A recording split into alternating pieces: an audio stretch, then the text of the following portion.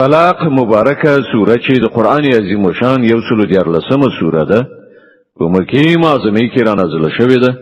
15 مبارک آیاتونه لري تلاوت او پښتو ترجمه یې لومړی آیت څخه اوري بسم الله الرحمن الرحیم د الله په نوم چې ډیر زیات مهربان پوره رحم لرونکی دی قل اعوذ برب الفلق من شر ما خلق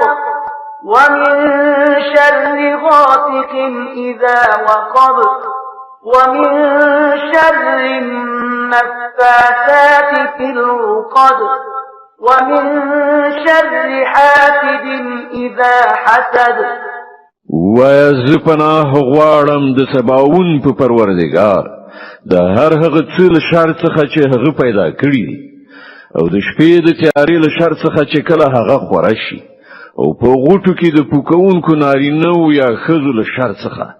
او د حسدناک له شر څخه چې کله هغه حسد وکړي